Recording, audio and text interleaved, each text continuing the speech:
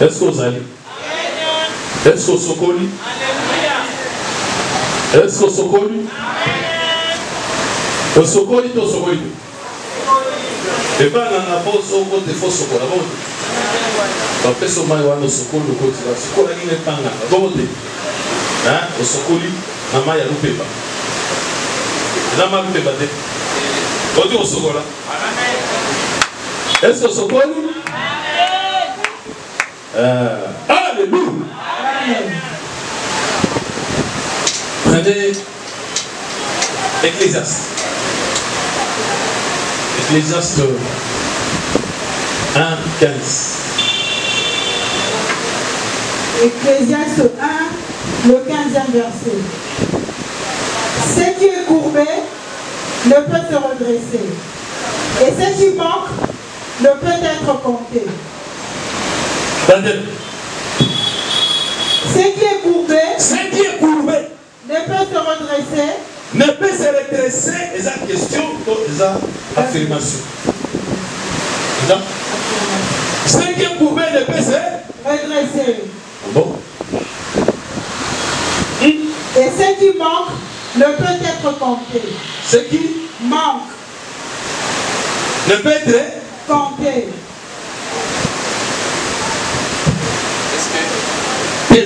Soutenir. Donc il a évoqué une thèse. C'est un débat. D'abord la dissertation. Est-ce que tu es d'accord? Es-tu d'accord? La thèse, que ce qui est courbé ne peut se redresser. Es-tu d'accord? Argumenter. Que tu n'es pas d'accord. Ou bien tu es d'accord? Argumenter pour affirmer. La thèse, doit commenter. Ce qui est courbé ne peut se. C'est-à-dire que c'est pour maman, il ne faut jamais comme ça. Et ça dépend aussi de la matière. Ça dépend de la matière. Par exemple, barre de fer, ce qui est courbé, on ne peut pas redresser. On peut redresser. Zété. Non. C'est compliqué. Si vous demandez aux agronomes, les gens là, ils vont dire qu'il y a possibilité. Comment on a battu un mot,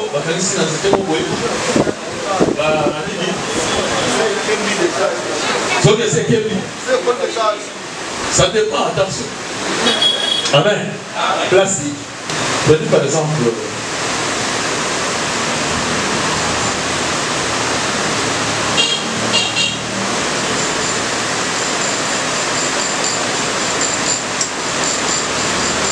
Rapidement, Soit Luc 13, verset, autant qu'il est rapide. Luc 13, 10e verset. En tête, guérison d'une femme le jour du sabbat. Bon, rapidement. Jésus enseignait dans une des synagogues. Il enseigne dans une des synagogues le jour du sabbat. Et voici, il y avait là une femme possédée d'un esprit qui la rendait infirme depuis 18 ans. C'est-à-dire, il y avait une femme dans la synagogue, le roi d'Alélo, il y a mais la Katiawa, et ça, moi, si mon coyo, Azakina, infirme. Et infirme, moi, Azakini, possédé, moi, on est au sein des bongo. Pendant 18 ans, à Zaka Bongo. Alléluia. Pendant 18 ans, à Zaka Bongo. Elle était courbée. Ah, alléluia. C'est qui est courbé, n'est-ce pas? Cette femme était courbée. Alléluia. Ça veut dire, elle a dit que. Mon nom est fan de la et ça dit que courbaye. Avec un courbé pour y. Alléluia. Ça dit, moi, il y a la taille du colo et ça dit. Moi, mon nom est Tambo Liboso et ça dit. Avec un courbé pour y pendant 18 ans. Elle ne pouvait pas du tout se redresser. Donc, ce qui est courbé, petit, c'est redresser. Mais elle ne pouvait pas du tout parce que l'Ecclésiaste c'est le roi. 18, alléluia. C'est-à-dire la bonne que l'exact, le roi qui est absent, il y a 9. Amen. C'est-à-dire le roi a 9, c'est qui était moyen pour 9 de permettre à ton salut de redresser. Alléluia. Attends, l'autre, il y a beaucoup maman. Attends, maman, la bonne, ils sont 9 salis. Donc, on s'en dit yango. Amen. Alléluia. Amen. Donc, absence à 18, il y a 9 fois, on est ça que moi, je suis toujours bon. Lorsqu'il a vu Jésus lui adressa la parole et lui dit, femme, tu es délivrée de ton infirmité. Alléluia. Amen. Femme, tu es délivrée de ton infirmité. Amen, amen. Amen. Et il lui imposa le main. Il lui posa les mains. À l'instant, elle se redressa. Parmi ceux qui pouvaient petit se redresser, oui. À l'instant même, elle se redressa. À zombie. Amen. Si vous voyez, et glorifia Dieu. Mais le chef de la synagogue, indigné de ce que Jésus avait opéré cette guérison un jour de sabbat, Amen.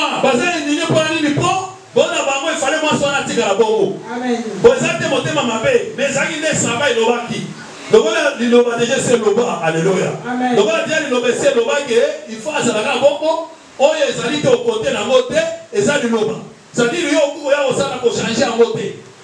Amen, amen.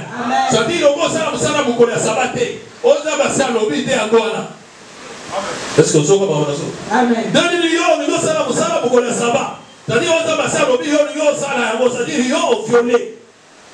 savez comment ça?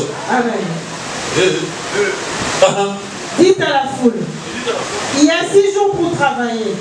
Venez donc vous faire guérir ce jour-là et non pas le jour du sabbat. Hypocrite, lui répondit le Seigneur. Ça dit, le problème est là que ce qui était courbé, il faut que vous ayez un combat qui a. Babi, c'était Satan, n'est-ce pas? Mauvais esprit. Satan, il a combat qui est. Alléluia. Bon, à combat qui est dans le comment il avait fait pour les courber? Et donc, ils ont courbé, on a surtout redressé à moi. Mais il faut que vous ayez un combat qui a. Jésus a commencé à détecter d'abord que Moutoyo, Moutassaye, Boézana, Satan. N'est-ce pas? Parce que Satan, dans quels sont les outils qu'ils avaient utilisés? Quels sont les moyens pour aller à la capo à Kourba-Kabat? C'est-à-dire que tu as courbé. Quand tu as courbé, quand tu as courbé, tu supposes à la courbé, tu vas mettre au débélé.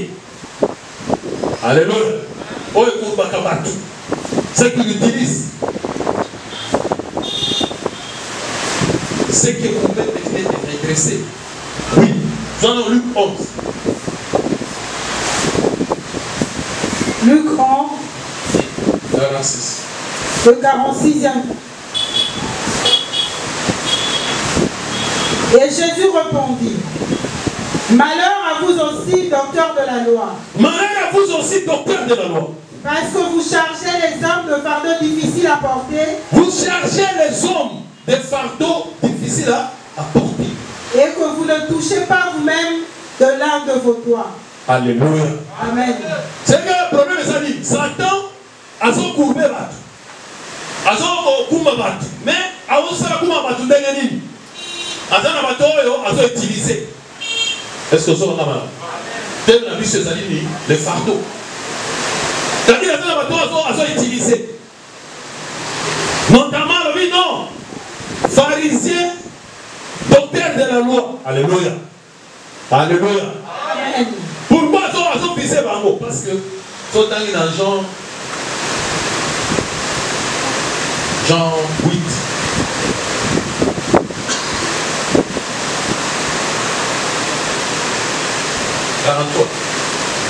Jean 8, le 43e verset. Pourquoi ne comprenez-vous pas mon langage? Parce que vous ne pouvez écouter ma parole. Vous avez pour père le diable et vous voulez accomplir les désirs de votre père. Alléluia. Amen. Alléluia. Amen. Il a été meurtrier dès le commencement et il ne se tient pas dans la vérité parce qu'il n'y a pas de vérité en lui.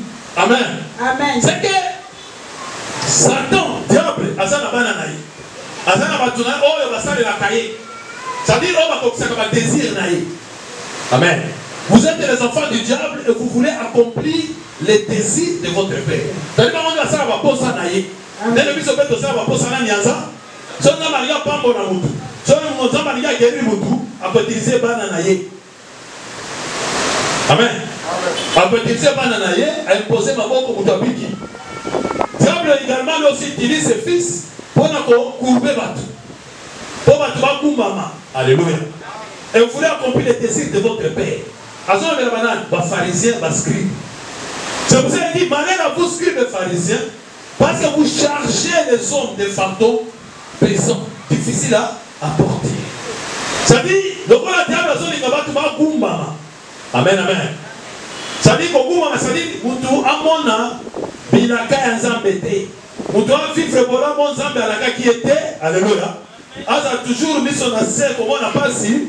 Alors là, il utilise Bananaye, ba courber bango, alléluia. Et comment? Ba kozwa, ba fardeau. Ça dit, ba charge. Ba ça dit, ba pessi. Bino boza na wana pona ko. Mais ça biso ba tubiku, mikumba. Donc ça, ceux qui ont mis les ba ozata ko redresser te.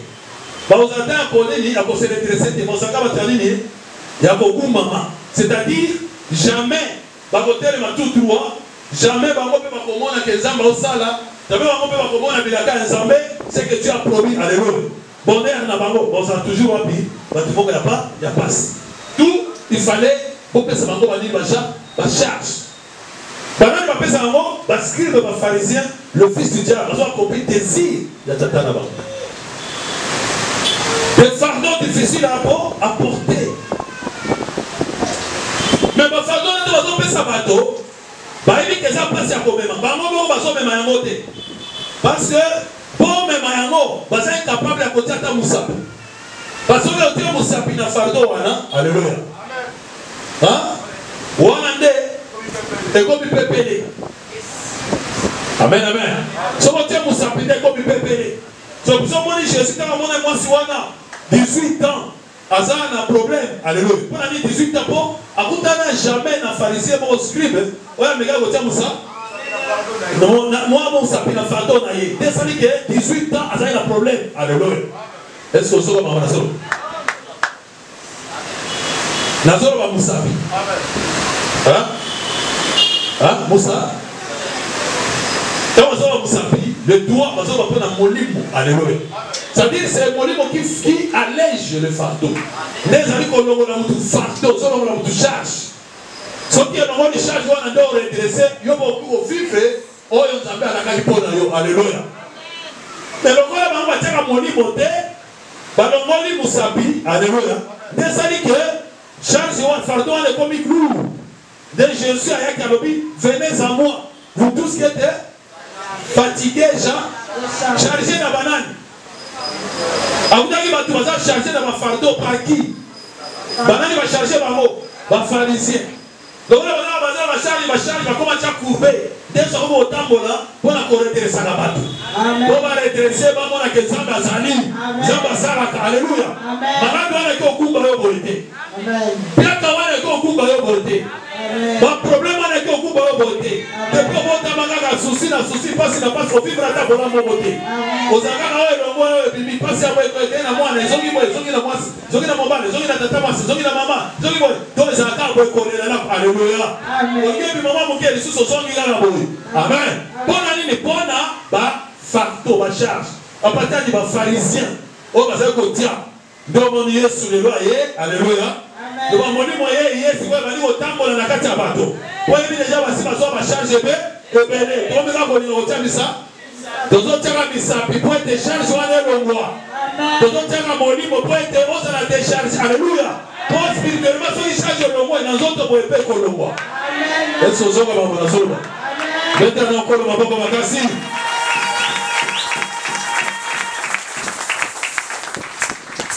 Yesu azo me fait attendre. Venez à moi, on va charger yakar, on peut se repos. Parce que mon joint est difficile et facile à porter. Il y a rien de facile pour aller poser à Moussa. Au moins, on a que charger l'ombre. C'est comme ça l'esprit est venu pour en effet faire tout mon corps. Charger mon corps, ça va coller habitué à bateau. Et dans la catinayo, faut que l'esprit nous a chargé, nous autres non plus nous a chargé. Au moins, on a qualifié mingi. Au moins, on a nous autres boyer, on va faire le lobby. Vous voyez, l'eau, on est vraiment fané à nini. Vous avez bien dit ça. C'est là que nous sommes venus. On a fatigué même dans notre boy. Donc l'esprit, donc ça pèse sur le corps. Amen, amen, amen. Alléluia. Alléluia. Tu vois, dans un fardeau, on a le canani, ni toko, le Parce que là, il faut que charge, fardeau, kilo, ozomema. Kilo, memi, on a les longs amazons, dans aux hommes fou, c'est-à-dire aux hommes comme esprit. On est déjà local, c'est là que la raison du normal. Voilà mon esprit. C'est-à-dire l'esprit peut autant pour la puisque moi il a le banda pour ça bien tout à l'heure calme, et tout ça. Mais ce que tu as mourir pour te revoir les autres, comment l'esprit n'a yo dans la bifunda. Ça pour vraiment ça yo tout qui t'a dans parce que yo dans la gololo ya bo. Tato luki boy osali boy ba copie aussi ba te parler ba charge on est alléluia. Amen. Sinon il faut tout le mikumba, on va la musa, la musabi. On la musabi. Dès la naga, après yebo une tonne, je vais tirer la musabi. Et comme il fiu, et quitte. Nous avons la dessin. Amen. Dessin animé. Ou qui donne la chaîne, je vois dans la colonie, comme un fardeau. Amen. Oui, mais la colonie, tout ça, on a fait le téléphone, on a fait la colonie, on a fait le téléphone, tout ça, fardeau. Amen. Aux fardeau. Et comment on la charge. Mais quand on est comme sapi. Il y a un élo, tout ça on la yambo. Amen. La mobile de l'autre, tout ça on la yambo. Aux autres piments léger. Aux autres piments facile. Aux autres piments esprit un peu pelé. Amen. On a tout ça maintenant. On a tout pété. C'est yo, ça va faire l'eau qui est des défauts aussi. C'est-à-dire, on a tout ma casse. Donc, on va tout péter, ça va tout mis. On va tout péter. Est-ce que ça va tout péter? On sait comment on va tout péter. On sait qu'on va fou. On sait qu'on va tout péter. Alléluia. C'est-à-dire, l'esprit est léger, il est kiloté, il est boyé. Mais on a eu roquette. Alléluia. Mais si on a la charge, on a été tout kilo. On a eu sur une côtière, sur le côté, on a été qui. Mais on a eu depuis, on va se battre, depuis, on va se mettre ici, on a été à 100 francs. On a eu 2 kilos, le mois. Est-ce que vous avez dit les lots, attention, il m'a mis tout pété. Non, il m'a tout pété. On m'a pété. Alléluia. Quand on a sauté ma main, ça va être pas d'ailleurs. Les gars, ça va être pas d'ailleurs.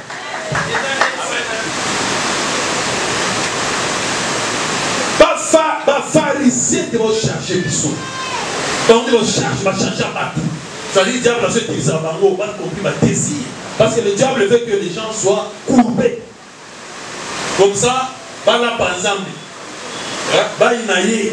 Va venir au thé, va santé, ça y est au thé, on a des l'ennemi. Va c'est sur le bois. Amen. Joie Deutéronome 30, 11.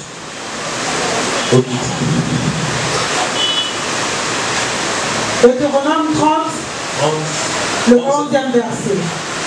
Ces commandements, jusqu'à 14, oui. Ces commandements que je te prescris aujourd'hui, le commandement que je te prescris aujourd'hui, n'est certainement point au-dessus de tes forces. Alléluia. Amen. C'est que, le commandement, comment on a fait les fardeau. Amen. Si vous avez dit, non, il a fait son mibeko, et les kilos. Alléluia. C'est que dans mon livre, Bachar va plus s'habiller sur les anangos. Oh, il y a eu des caisses, il y a eu des minutes, des arabes. Ça me perd, il y a un commandement. Mais la pression est déjà pour nous. Amen. Je me suis dit, dans un kilo, déjà pour nous par rapport au commandement au Kokayamo. Et ça, au-dessus de ma force, tu es capable de les porter. Amen, amen. Amen. Et hors de ta portée. Et ça, pour nous. Mais il va falloir que nous ayons un commandement où l'équipe se prend. Il n'est pas dans le ciel pour que tu dises. Pour que tu dises. Qui montera pour nous au ciel et nous l'ira chercher. Nous l'ira chercher. Et qui le fera entendre afin que nous le mettions en pratique. Nous le mettions en pratique. Il n'est pas de l'autre côté de la mer. Et ça, pour que tu dises. Pour que tu dises. Qui passera pour nous de l'autre côté de la mer. Et nous l'ira chercher. Qui nous le fera entendre afin que nous le mettions en pratique. C'est une chose au contraire qui est tout près de toi, dans ta bouche et dans ton cœur, afin que tu la mettes en pratique. Alléluia. Amen. Mettez encore le maboko makasi. Oyo nyonso alobi ngai fardeau na ngai charge na ngai eza léger c'est ye pe ayena na commandement. Amen. Amen. Amen. Bapharisien pe bazoya pe na nini na commandement mibeko commandement eza nini liloba maintenant bapesa loba ya nzoto. Alléluia. Loba ya nzoto sa molimo yeba déjà ke badispose yo mpo ozala courbe donc na loba ya nzoto mokangolama eza te ozalaka sous l'emprise nani ya ça Satan, c'est-à-dire pensée humaine, la parole charnelle. Satan est courbé, c'est-à-dire le raison on est courbé.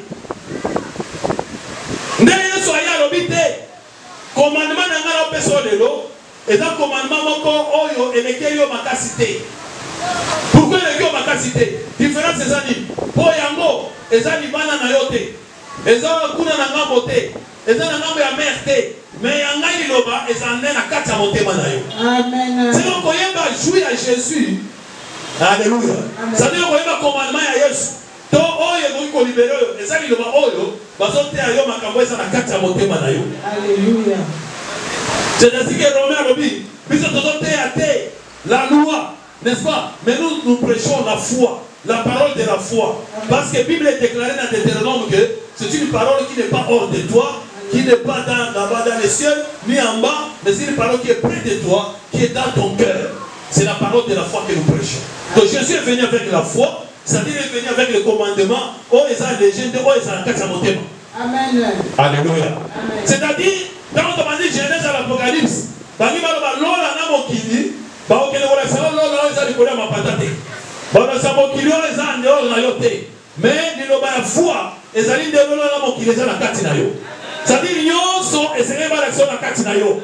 Liloba modelo wana nde elongola ka charge. Alléluia. Bete na kono maboko.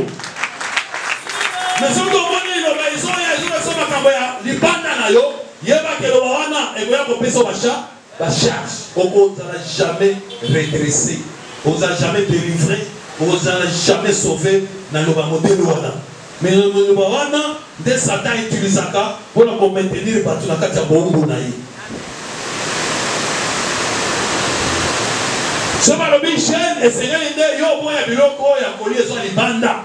Et les gars le bakelo bawana et c'est à la charge. Parce que jeune et Seigneur est dans la carte na yo.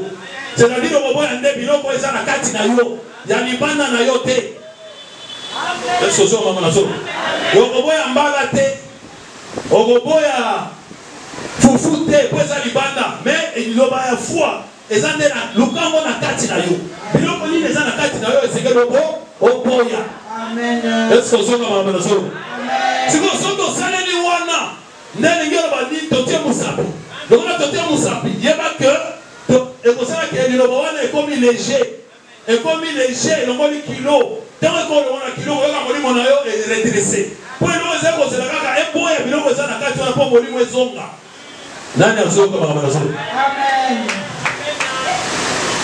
Alléluia. Amen. La parole de la foi, c'est ça. Mais ça m'a dit depuis Kala, mais votre royaume va rater la Deutéronome. Que nous avons fait ça, on a fait ça le lot. Et ça dit, il va dans la yote. Ezali boyete pour ni mo tamboli na moni bozo kufa kaka bozala courbe pour na nini pour ni ba bozo no na ngonde na kati na bino bozo tia mo bi na mapata. Amen. So bi alléluia. Amen. Alléluia. So bi moni kambo o moni yango libana na yo. Alors commandement wana et moyen et kambo na yo exalté. Mais on a zo pesa yo lelo exalté na kati na. Ko na musikate ko kamona sete tana ngode na motema na yo ndio inazo pesa yo e Rwanda ko kosalela yango ko mettre kwa pratique pe ko sala likolo ya mapeka na yo te. Alléluia. Parce que Jésus a géré 40 jours. C'est le limite on sera 40 jours à au côté. Au moins que comme fardeau 40 jours aux gêner aux solidaires aux unité au gouvernement te pour les kelo makas. Alors que Jésus a ça la gamme. 21 jours la dernière la salle gamme. Batu wamega au sala wa 40 wa msu wa kufa. Amen amen. Alors que le baron est à solo. Si quoi les autres c'est là totia musapi. Si on totia musapi au sala ya ngo. Si on totia musapi au sala 40 jours on a pété. Si tu es Moussapi, on s'en a 21 jours, on a pété. Si tu es Moussapi, on s'en a 3 jours, on a pété.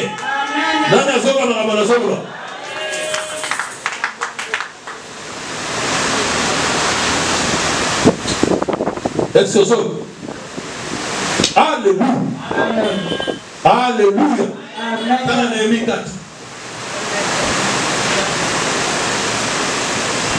Néhémie 4. 4:10.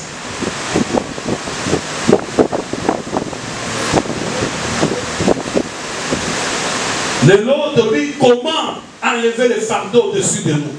Comment devons-nous être redressés? Comment devons-nous être libres? Comment notre esprit doit être léger? Amen. Pour ce qu'on est léger, mais quand vous allez accéder par là. Néhémie 4, 10. Néhémie 4, le 10e verset. Cependant, Judas disait, les forces manquent à ceux qui portent le fardeau, et le décombre sont considérables. Ah, cependant, Judas disait, les forces manquent à ceux qui portent le fardeau. Amen. Amen. Ça dit, si on a des combats, on a même des charges, on a des mibeko. Mibeko on a maloba nzoto, et on a des charges, et des autres on a des charges, et ça a des maloba qui ont aussi la boye. Fardeau on est là d'ailleurs. Yo comme même là d'ailleurs. Bino bise zaka boye là d'ailleurs. Alléluia. Mais bah fardeau on a, et ça a gagné. Et là on a gagné une force. Et les décombres sont considérables. Et les décombres sont considérables. Nous ne pourrons pas bâtir la muraille. Amen. Amen. C'est-à-dire, si on a un fardeau, on a une charge, maillot pour la muraille, exact. On va pour la muraille. Parce qu'il fallait, c'était la construction. Il fallait rebâtir la muraille à Jérusalem, oh, on va Boukaki. Donc on va clôturer, on va parler de ma voix. Mais il y a des lembo et ça les sous-soutés. Si on va voir, moi, je vais faire des mazawa et ça. Je vais faire des mazawa et ça. La miraille, c'est beau et beau, c'est-à-dire extérieurement dans notre bout. Donc, la miraille, les années 11 ans, les salles ensemble, les banda. Ça y est, dans notre bout, sur le plan physique.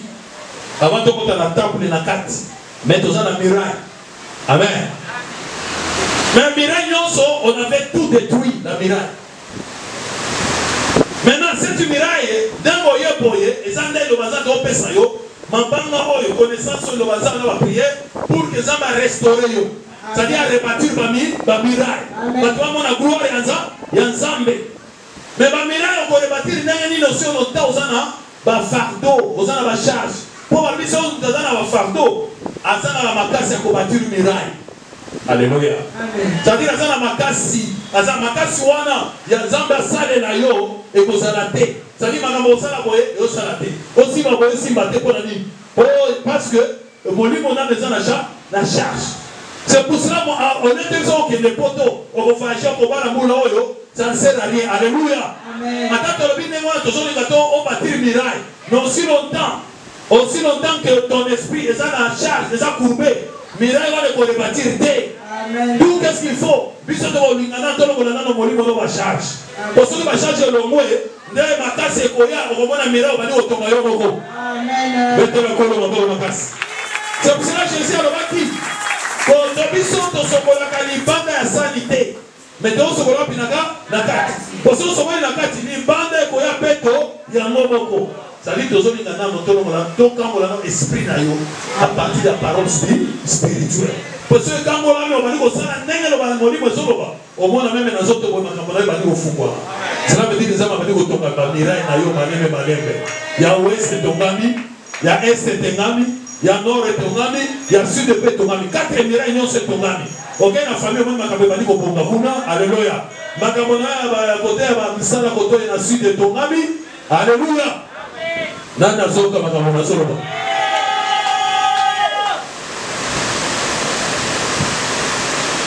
Amen. Amen. Lisez Ésaïe 38.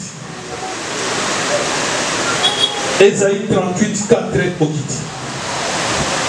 Ésaïe 38, 4 verset. Ésaïe 38, le 4e verset. En tête, maladie et guérison de Ézéchias. Puis la parole de l'Éternel fut adressée à Ésaïe en ce mot. Va et dis à Ézéchias. Ainsi parle l'Éternel, le Dieu de David, ton père. J'ai entendu ta prière. Là, c'était sa miraille. Zopso. Voilà, ils ont envoyé le sang de Dieu. Parce que tout le monde va faire ce caméra. Et les hommes viennent les Zalaki. N'est-ce pas? Vous avez ce que Psaume 38. Psaume 38, le 4e verset. Oui. Psaume 38, le 4e verset. Il n'y a rien de sain dans ma chair à cause de ta colère. Il n'y a plus de vigueur dans mes os à cause de mon péché. Car mes iniquités s'élèvent au-dessus de ma tête. Comme un lourd fardeau, elles sont trop pesantes pour moi. Les iniquités s'élèvent au-dessus de ma tête. Comme un lourd fardeau. Elles sont trop pesantes pour moi. Mes plaies sont infectes et purulentes par l'effet de ma folie. Je suis courbé, abattu au dernier point. Tous les jours, je marche dans la tristesse. Car un mal brûlant dévore mes entrailles et il n'y a rien de sain dans ma chair. Je suis sans force, entièrement brisé. Le trouble de mon cœur m'arrache des gémissements. Ok. C'est. Amen. Amen. Amen. Amen. Abi, oh ils ont ça la fardeau. Zoma, David a dit que non. Zoma ne, et donc ça va pas fardeau ça va iniquité. Dans les iniquités, ça dit Massoum. Amen. Massoum, et ça va pas fardeau du colère moutou. Ça dit non seulement que par exemple chargé on a mis pour parole charnelle, mais parole on les autres on va la Massoum. Les autres on va la iniquité, c'est-à-dire ma mauvaise pensée. Parce que nous avons le péché et les iniquités. Le péché, c'est ce que tu fais. Mais les iniquités, c'est l'ignorance. L'iniquité, c'est l'ignorance. Les pensées erronées entre péché et iniquité. Vous avez la différence? Ou le péché ou l'iniquité. Comme dans les gens qui ont des sous. Comme tout le monde a des sous dans ma baie. L'iniquité, c'est ma baie. Péché, c'est des sous. Ce que ma baie, il y a des sous, il y a. Donc, ma baie, c'est ça l'iniquité. Ma baie, c'est ça l'ignorance. L'iniquité, c'est l'ignorance. Ça veut penser, oh, il y a une inique. Maintenant, le péché, c'est le sous. Ça veut dire, on se yoki, on se solu, mais c'est le contraire. Maintenant, on transgresse, on a des sous. Mais l'iniquité, c'est déjà avant le sous. C'est-à-dire la pensée unique, c'est-à-dire l'ignorance. Et cela nous est donné par la parole charnelle. Parce qu'il va concevoir lui déjà dans la iniquité. Ma mère m'a conçu dans l'uniquité, c'est-à-dire dans ma terre à ma baie déjà. Donc c'est la baie déjà. Nous avons déjà disposé, nous avons déjà un fardeau. Or, ces iniquités, nous devons comprendre que les iniquités, on a constitué ce fardeau de telle manière que nous avons courbé. Alléluia. Donc, on est courbé. Parce que quand on fait des boyers, on a besoin de baptême, dans la boye, dans la boye. Quand la Bible, on sait boye, on sait baptême d'ignorance, on va tirer la boue. Quand on baptême dans la boye, 10 000 appels ça la boye, on a la salle à boye, jeune dans la salle à boye. Nous avons un qui trouve ça va dans la fin de l'année, il a pas à manger, il a pas à la robe, tout ça c'est l'uniquité. Parce que vous savez dans son dos. Et comme ça là, il y a que l'iniquité, ils ont construit un fardeau du colon. C'est pour cela qu'on dit que Mando qui peut agir et pas nayo, et ça facile parce que ça déjà courbé. Maintenant la moto déjà ça pour dire oh tu l'as vu. Il y a personne à libérer au terrain à Baki ici. Parce que ça déjà courbé, on a comme ça pour dans la bango. Amen. Ça dit pour tout quand lorsqu'on a pris Ziwana na bango, il fallait tout tiens Moussa. Tant que tiens Moussa, tu l'envoies l'iniquité, tu l'envoies le fardeau on a redressé pour y. Moyen ya côté charge naye et ça parce que Moïse les actions qui a sauvé au sommet d'ailleurs boye, moyen y va au sous et santé. Aïe va comme toi ça distrait. Vous dans ça l'autre la base distrait d'Aïbi. L'esprit c'est comme ça aussi. Amen. Mais quand il te voit que ton esprit est éclairé, moyen de faire un pouvoir et au sein de l'Ikambokuna est saté. Donc on va partir de la parole spirituelle. Makamomusu c'est pas dit qu'on va y avoir. Alléluia. On a la possibilité de faire la beauté et va dire au salam. Malgré la famille, la famille ne sont bloqués, mais on a eu un mot dans le volume. Jamais. Il y a une exception. Parce que Makamouane est allé nous soutenir. Est-ce que vous avez Alléluia. Et dans le sous-souté, parce que Dieu a déjà redressé. Pourquoi? Parce qu'on a enlevé l'iniquité, c'est-à-dire l'ignorance. Est-ce que vous avez donc, ça c'est du sous-baka pour Bisso, à Toba Nakate. Bisso, moi, Mobali, par exemple, à Sana Boye, à ta Moko, comme un diplôme, c'est la gare. Mais là, on a ça va pas gagner. On a un diplôme pour le ministère. Bisso. Ah ouais, Bisso est athée. Amen, amen. Yo peut échapper pour Bino Nyo Sokuna Makumba Bino. Mais aujourd'hui, chance, Batia Moussapi. Pour être le lot, ma femme, la femme, n'est-ce pas? Aujourd'hui, tu es guéri de ton infirmité. Alléluia. Infirmité, on a le lot et l'ongoué. Est-ce que ça va? Alléluia. Oh, biso, tu faka boy. Biso, malado, izaka, omonanga gayega. Biso. Awa, biso ezate. Parce que yo a redressé. Qu'est-ce que vous pouvez peut-être te redresser? Oui, à condition de mettre les doigts. Amen. Dans la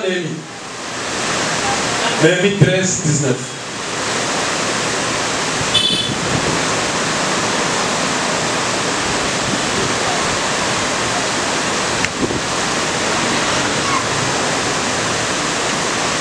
Néhémie 13, 19.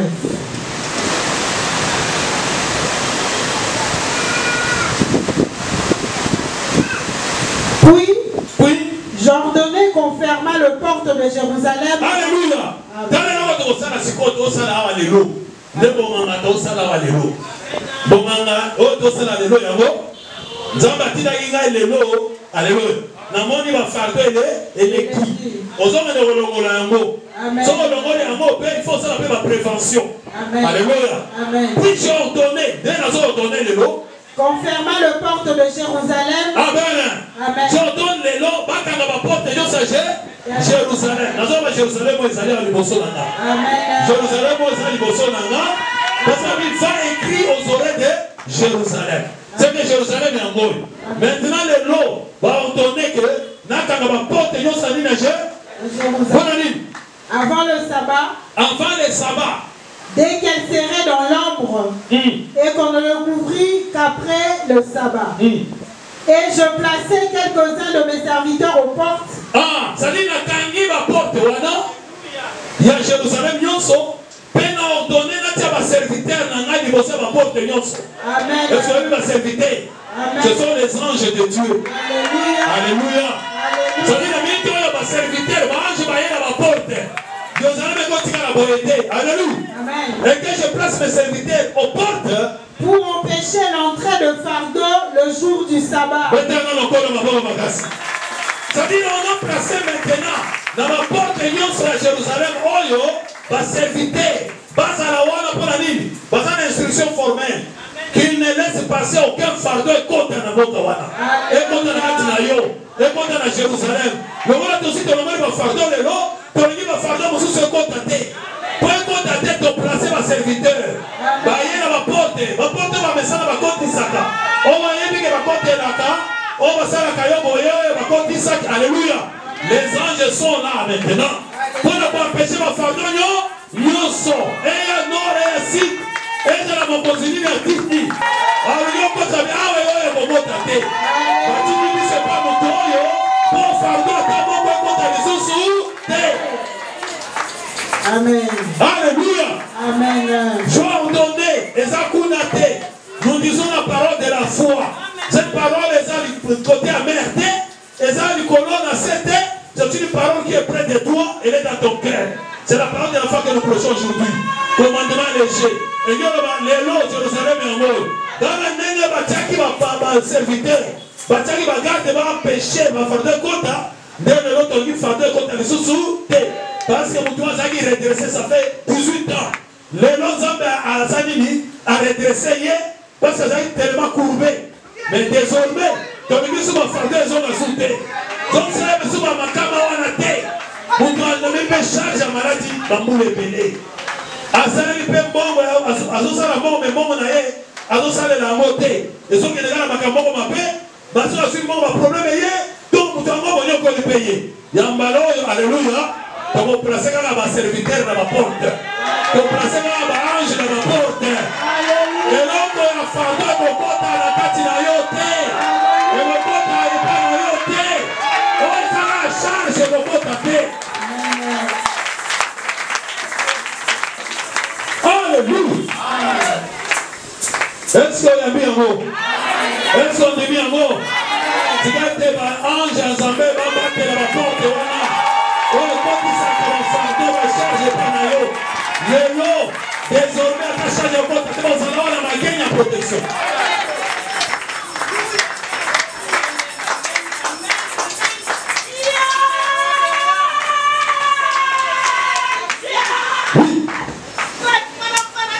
Alors le marchand et les vendeurs de toutes sortes de choses passèrent une ou deux fois la nuit hors de Jérusalem. Puis j'ordonnai qu'on fermât le porte de Jérusalem avant le sabbat, dès qu'elle serrait dans l'ombre, et qu'on ne les ouvrit qu'après le sabbat. Et je plaçai quelques-uns de mes serviteurs aux portes pour empêcher l'entrée de fardeau le jour du sabbat. Alors le marchand et les vendeurs de toutes sortes de choses passèrent une ou deux fois la nuit hors de Jérusalem. Je les avertis en leur disant, pourquoi passez-vous la nuit devant la muraille? Pourquoi passez-vous la nuit devant la muraille? Si vous le faites encore, je mettrai la main sur vous. Oui. De ce moment, ils ne vinrent plus pendant le sabbat. Donc, nous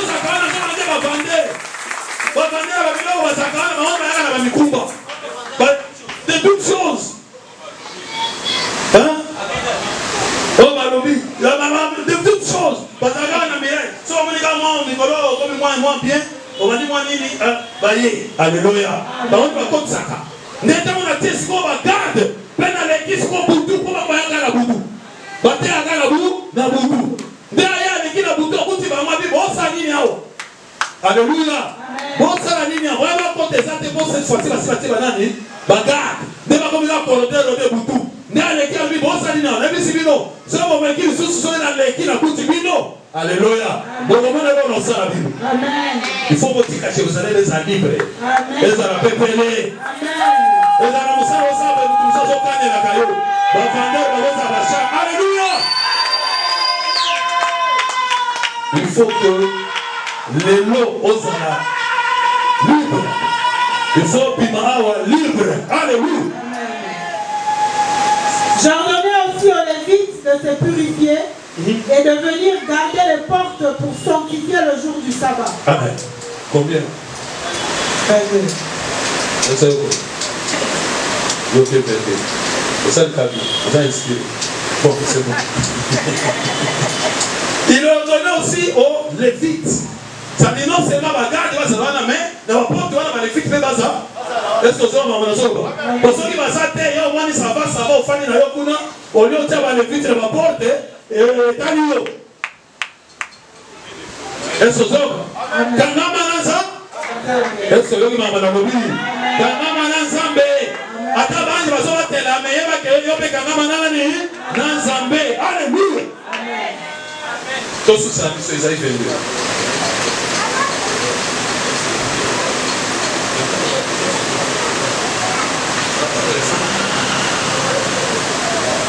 Bon, Isaïe 22 verset